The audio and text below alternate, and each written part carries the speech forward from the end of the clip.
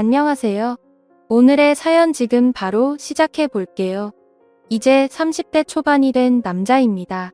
대학교 다닐 적에 제가 친구에게 크게 신세를 줬던 적이 있습니다. 그런데 그 친구의 어머니와 그런 일이 생길 줄도 몰랐고 상상조차 해본 적이 없습니다. 제가 집이 지방이라 못해 아주 깡촌이었습니다.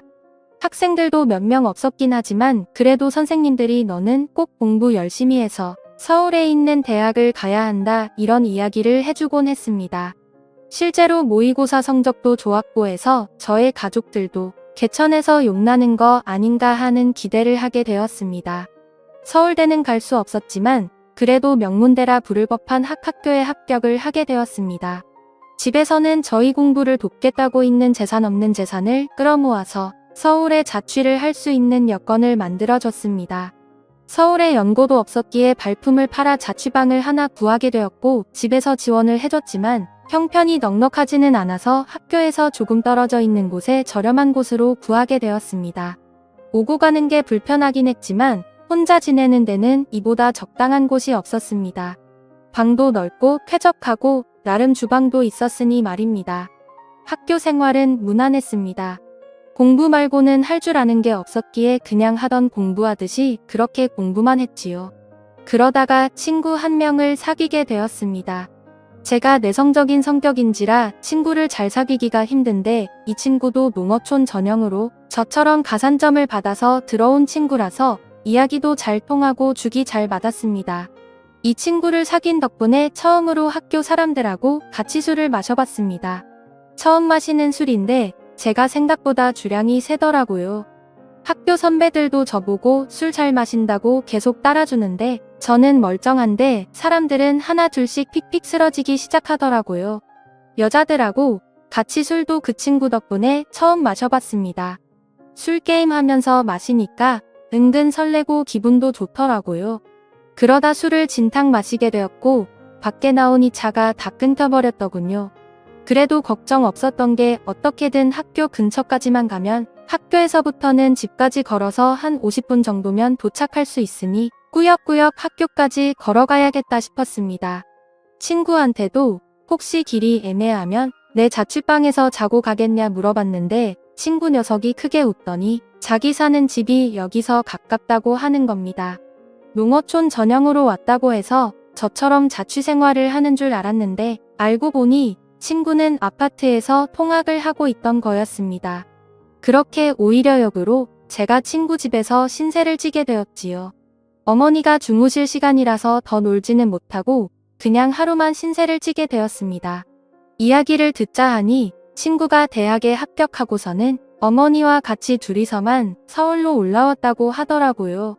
아파트는 자가가 아니라 월세지만 어쨌든 자식 곁에서 뒷바라지를 해주러 같이 올라왔다는 사실을 알게 되었습니다. 친구 녀석이 저를 배려해 준답시고 침대를 양보해 줬는데 아침이 밝아서 누군가 저를 위해서 깨워낸 느낌에 잠에서 깨게 되었습니다. 저를 위해서 깨워앉는 건 다른 사람이 아니고 친구의 어머니였습니다.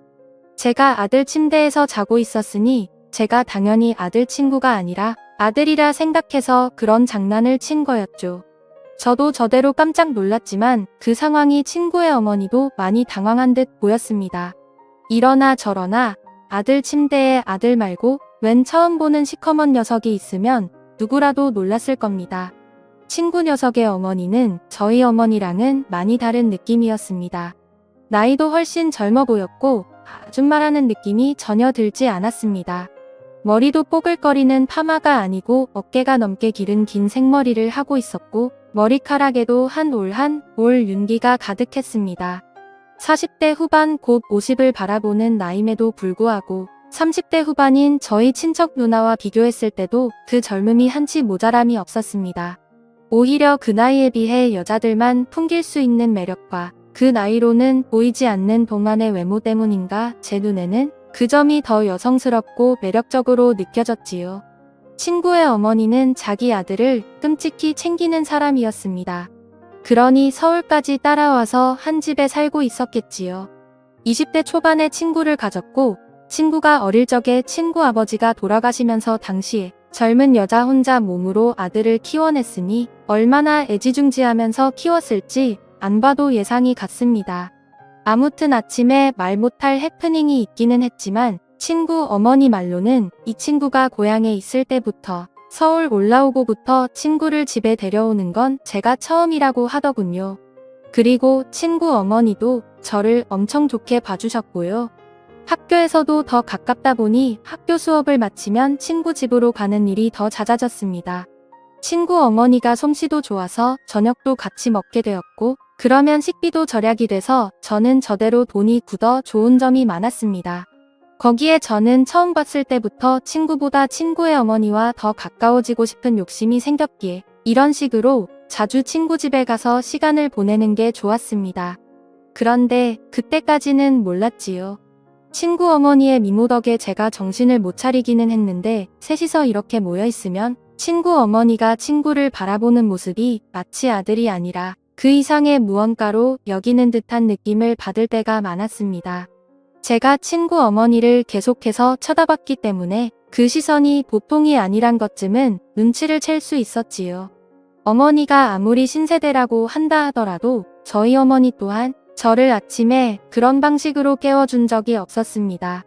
장난으로 아침에 깨운다고 하기에는 너무 알아 깨워놨던 그때의 기억도 있고 해서 저의 의심은 점점 들어 확신으로 바뀌고 있었습니다. 중요한 일이 있어서 제가 아침에 학교에 가볼 일이 있었습니다.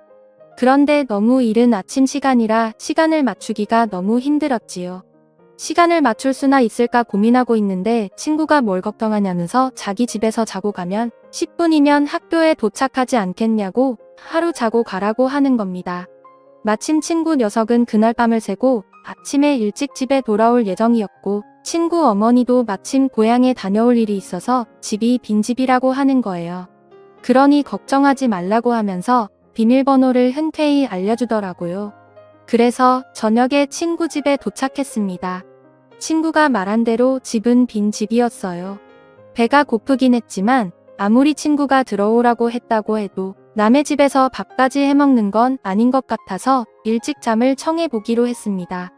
하지만 그 열기에도 저는 몸이 완전 얼어붙고 긴장해서 그런지 한기까지 들 정도로 몸이 벌벌 떨리더라고요. 그렇게 한참 친구의 어머니가 넋두리를 하는 걸 듣고 있다가 친구 어머니가 술기운을 이기지 못해 잠에 들면서 상황은 일단락되고 말았습니다. 잘못 움직였다가는 친구 어머니가 잠에서 깰 수도 있겠다는 생각이 들더라고요. 잠은 깨울 수 있지만 이 상황에서 친구 침대 안에 있는 게 자기 아들이 아니라 또 저였다는 걸 알게 되면 일이 커지지 않겠나 싶어서 그냥 숨죽인 채로 가만히 있을 수밖에 없었습니다. 저도 모르게 스르륵 잠이 들었나 봅니다. 그대로 아침이 밝으면서 친구 어머니가 옆에 있던 게 저라는 걸 깨달았는지 괴성을 지르며 잠에서 깨더라고요. 저도 사실 잘한 게 없었기에 아무 말도 못하고 있었는데 친구 어머니가 자기가 실수를 했다며 오히려 저한테 사과를 해오더라고요. 오히려 제가 친구와 친구 어머니가 동시에 있는 자리에서 제가 스스로 불편해하면서 티를 냈던 것 같네요. 그렇게 대학 생활을 보내고 있던 중이었는데 집안 경제적인 문제로 더 이상 제 학교와 자취비를 지원해주기 힘든 지경에 이르게 되었습니다. 친구가 아들 노릇해달라고 했으니 제가 어느 정도는 해야겠다 싶어서 친구 어머니를 부축해서 침실로 안내를 해줬지요. 그런데 친구 어머니가 잠에 들 수 없다고요. 그러니 그때 그날처럼 제가 어머님 옆에 있어달라고 하더라고요. 이게 맞나 싶었는데 저도 사실 그때 추억은 좋았던 기억뿐이 없어서 모지기는 척 침대 안으로 들어갔습니다. 결국에는 선을 넘고야 말았습니다. 처음이 어려웠지 한번 시작을 하니 걷잡을 수가 없더라고요. 꽁트 같은 데서 보면 신혼부부가 서로 눈만 마주쳐도 그렇게 되는 걸 풍자하고는 했는데 그게 괜히 그런 게 아니었습니다. 바로 제가 그러고 있었으니까요. 어떤 날에는 친구 어머니는 일도 나가지 않고 저도 학교 전공 수업도 빠지고 둘이서 하루 종일 집에서 붙어 있던 적도 있었습니다. 그렇게 하루하루 정말 몸이 나만하지 않을 정도로 열심히 즐겼습니다. 친구 녀석은 군대를 가더니 오히려 얼굴이 폈더라고요. 햇빛에 그을려 새까매져서는 휴가 나왔다고 문을 열고 들어오는데 건강해진 모습이 몰라볼 정도였습니다. 5개월을 부부나 마찬가지로 살았지만 역시 자기 아들이 오니 친구 어머니는 저보다 아들을 더 챙기더라고요. 그런 부분은 질투가 나지 않았습니다. 친구 녀석은 오랜만에 나오니까 저랑 술 한잔하고 싶다고 해서 술을 마시러 같이 나갔죠. 친구 녀석이 아들 노릇을 잘해주고 있냐고 물어보는 말에 제가 얼버무리며 잘하고 있다고 대답했습니다. 그런데 친구 녀석이 의미심장한 말을 하더군요.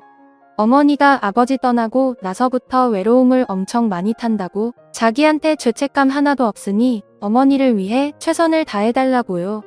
친구 녀석은 제가 이미 자기 어머니와 이렇게 될 것을 알고 있었던 겁니다. 오히려 그 전에는 자기가 하던 일을 친구가 해주고 있었던 거죠.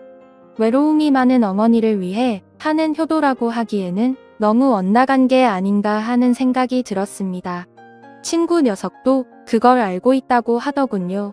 그리고 이제는 제가 있어서 조금 죄책감이 덜하다고요.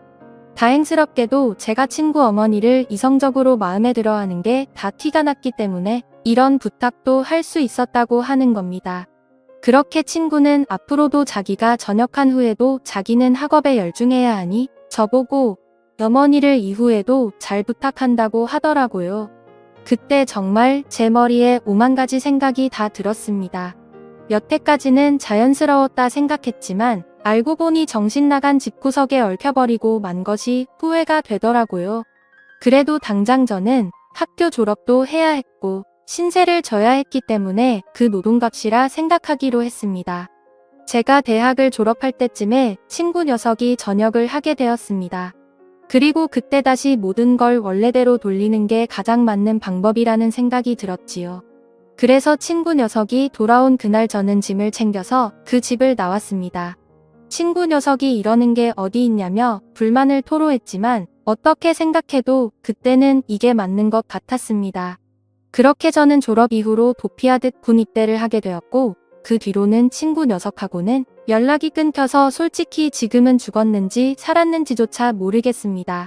물론 찾아보면 얼마든지 찾아볼 방법이 있지만 친구와 친구 어머니가 행복하게 잘 살길 멀리서 빌고 싶은 마음뿐이기 때문입니다.